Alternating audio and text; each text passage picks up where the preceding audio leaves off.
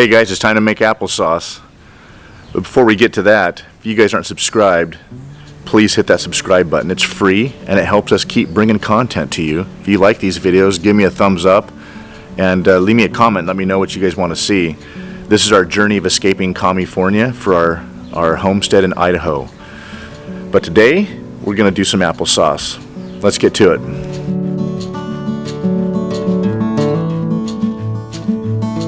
Alright guys, any of you guys that have subscribed to the channel already know that I have a prized apple tree here in California, and it's so warm and hot down here all the time that the good red delicious apples that most people are accustomed to, or the Granny Smiths, whatnot, they don't do so well in the heat. So you have to have a variety of apple that does well with low chill hours. And let me show you that tree. If you guys haven't seen my pruning video, go back. I'll link that up on the top right there. You guys can check out how to prune a fruit tree, and here is the result of that pruning, as well as espalier. If you guys never heard of the term espalier, let me show you what I'm talking about. All right, so you guys see my three fruit trees. So I have my pear tree right there, I have my prized apple, and I have a plum tree. It's actually more of a nectarine than a plum, but it's kind of a crossbreed. But it's kind of struggling, but it's putting out quite a few. We knocked off quite a few of them when we were putting the fence up, and we were cutting down some of those palm trees over there. But if you guys haven't seen that video, my neighbor and I putting in this brand new fence, go check that out. But you can see the trees, how they're flat against the fence. So over there is my orange tree. You can see how it's round. That is a dwarf orange, but it's round, and it's about a 6-foot ball. Okay, so that's a dwarf orange variety. Of course, my macadamia tree is, my avocado tree is crazy. But you can see my apple tree, and down there at the base, when my daughter had her rabbits, down there at the base, that rabbit had eaten a bunch of the bark away, and I was able to save this tree. If you guys haven't seen that video, I'll link that up there on the top as well. When you debark a tree, when you peel the bark away from a tree like that, it'll usually kill a tree. So I lost about half the bark on that tree, but I was able to save it with a special bridging technique. It worked really well. But anyway, back to the espalier, guys. So you trim these trees and you keep them flat. And if you look at the branch, I trained these branches with a stick and tied the branches to a stick and trained the branches to go in, this is what they call a fan shape. My apple tree. My apple tree is a little more of a candelabra, where it comes out and then goes up, and then branches will go out and go up. And then the pear tree, you guys can also see the fan shape as well. But guys, look at all the fruit that's on this tree. There is so much fruit on here. So that's what happens when you trim a tree properly. When you prune a tree, it just gets loaded full of fruit. Oh my gosh, there's so many apples on this tree. That is my warm weather variety tree. I forget the name of the variety, but I'll put that text right there in the box and answer my own darn question, because my mind, it escapes my mind. That's what happens when you get old. But it's time. These things are falling off. These things ripen in May and June, late May, early June, and they've already been falling off the tree, so I got to get these things off the tree. However, we used almost all of them last year to make apple pie filling. And if you guys haven't seen that video, you can go back and check out how to make pie filling, and it works really, really good. We can it. That way is all you got to do to make a pie in the cold winter months. Make your pie crust, dump your filling in, put it in the oven, and your instant apple pie. But this year, we still have tons of that apple pie filling left over, so this year we're making applesauce. Here we go.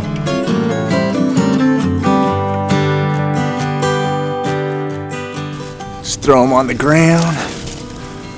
I like to pick them. See, they're already almost falling off the tree, so I didn't even have to do anything, and those things fell off the tree. There's a couple big fatties up there too. You can see some of these have got the worms got to them. I don't like to use any sprays, but you guys leave me a comment in the bottom if you guys know of a good organic spray that isn't harmful to the environment. Yeah, look at these things. These are nice big fat ones.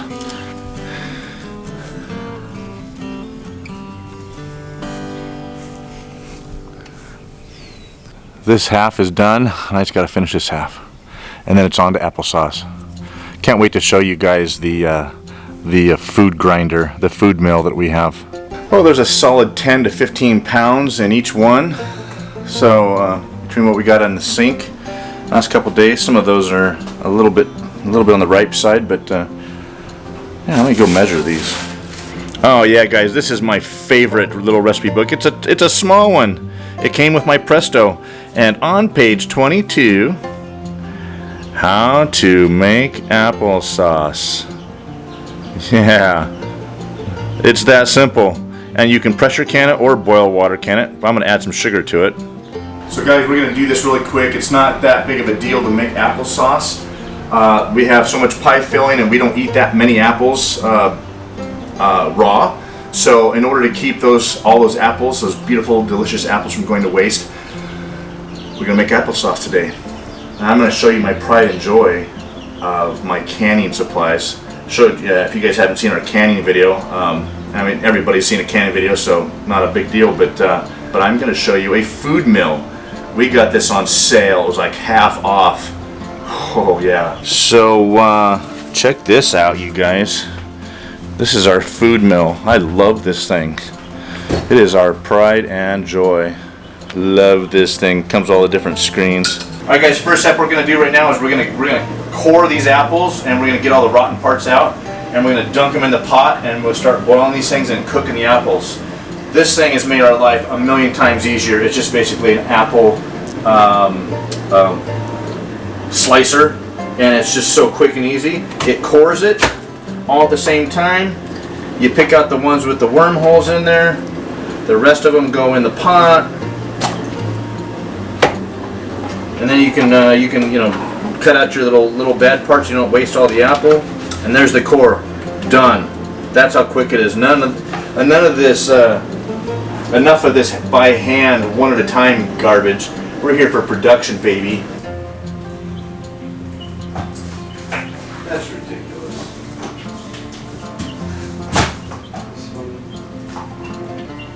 Alright, hey, this has got a worm in it, dude. You gonna eat it? I'll give you 20 bucks if you eat it. 20 bucks? No way. No way! You just ate that freaking worm. Dude, they're little bugs. That is nasty. Oh my gosh. What? $20, $20. That is nasty, Nathan. I never taught you You're that. gonna get diarrhea. There you go. Oh my gosh. I can't believe you did that.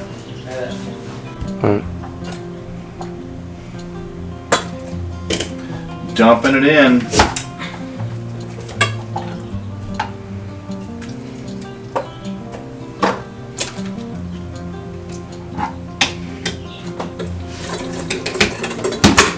Oh yeah, look at that. Fresh applesauce. Maybe someday I'll get the KitchenAid one. That'd be kind of cool. And then you go backwards to scrape off the screen.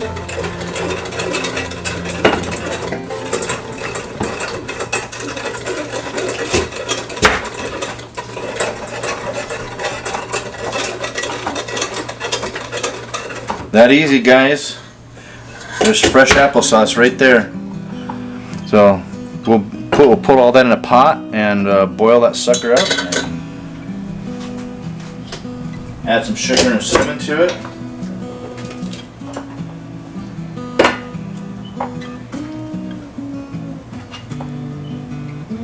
It actually goes pretty fast. It looks like it'd take a while to go through all this, but it actually goes through pretty fast. So.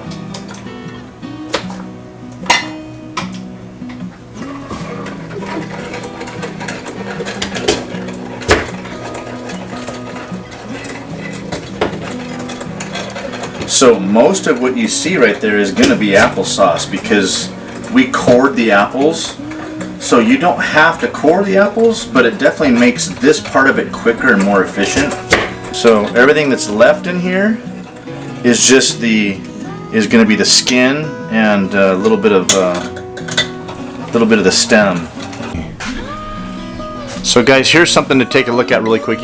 When you're doing apples like that and you want to bake them, or you want to cook them down and reduce them like this, you don't want to put too much water in. So for example, we have, I mean, you don't even see any water in here. Okay, the water in this pot is probably about 1.5 inches or so, and then with all the apples in there, that's probably about 2 inches of water. So that's the most you're going to want to put in there. So that water comes up, that's probably about 1/3 of the way. Otherwise, the applesauce will come out too runny. You don't want that because it'll separate. And then when you start doing the food mill, you can see whether it's too water. You see the water that's in here. I probably had just a little bit too much water in this one when I cooked these down, but otherwise it's coming out really, really good. The consistency is coming out good. And then once we run it through the food mill, then we put it all into this stainless steel pan again. It's my favorite pan in the whole world.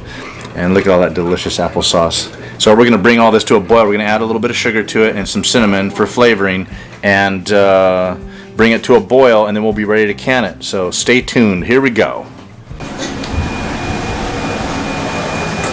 Hey guys, one more quick hint about when you're doing your apples. Make sure that you, when you put them in a container while you're peeling them, or when you're cutting them up and you put them in there, everything that you ever read, it says to put ascorbic acid, basically lemon juice, in there. You can buy ascorbic acid, but lemon juice is way cheaper and easier to use and tastes better, I think.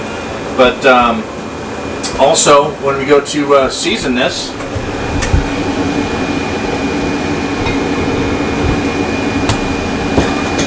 so I added my cinnamon. I added in here probably about 4 tablespoons or so. I'm probably going to add a little bit more because this is a lot of applesauce. But they want you to, they say to bring it to a boil. So you're basically going to cook this whole thing, and you're going to season it to flavor. So I add to this whole thing, I added 2 cups of sugar just to sweeten it just a little bit. You really don't need much for the applesauce, but because we picked the apples and they were green and they were a little bit on the tart side, we don't want our applesauce to be totally sour. So I added a little bit of sugar just to kind of take away a little bit of the tartness, and then the cinnamon as well. You don't want to add too much cinnamon. One time I added too much and it came out looking brown. It still tasted fine, but it just looked funny. So bring this to a boil. I already have my hot water going for my canner, and the book says for quarts 20 minutes in the water bath canning, and I'm about ready to start filling jars. Hey guys, another little tip. If you have hard water, minerals, whatever, and you go to do the water bath canning or the pressure canning, you get that white film all over your jars, vinegar. We were out, I had to run to the store. So what you didn't see in this video is about a 1-hour round trip to the store to pick up a couple of big boxes of vinegar. We go through a lot of vinegar.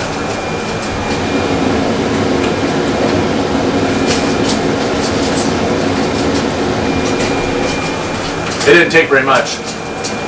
All right, water bath canning 7 quarts, and that is half of my. That's only half of my 16-quart cooking pan, and I've got that bowl and that bowl and that bowl to do. I'm afraid I'm going to be here for a while. That's alright, we like applesauce. So there's 14 quarts right there, and then 2 more quarts on that. Those are just extras. But somebody's stealing some, taking it, mooching it. So here's the last 2 pots, you guys. There's 7 more quarts right there. 7 more quarts right there. Alright guys, so we're going to let those water bath can for the next 20 minutes, and we're going to get 28, actually we got 30 quarts, 50 pounds of apples made into applesauce, made 30 quarts of applesauce. That's pretty amazing. That was a great haul. Apples, you get the most out of the apples that way when you make applesauce out of it. You're able to get squeeze every last drop. So Hope you guys enjoyed the video. We'll see you guys on the next one. Thanks for showing up and thanks for watching. Give me a thumbs up, leave me a comment. If I forgot something, let me know. See you on the next video.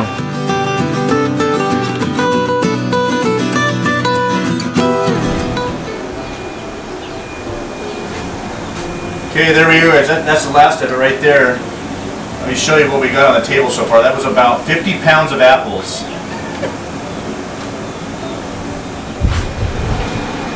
Laugh it up. Yeah, you're on YouTube now. Why? Because you're drunk? Okay, I'm going to have to do that all over because the microphone was right here and you're like talking.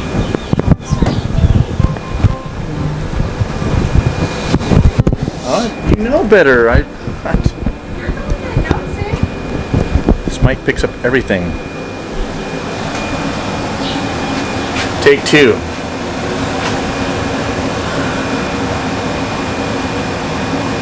Yeah, laugh it up.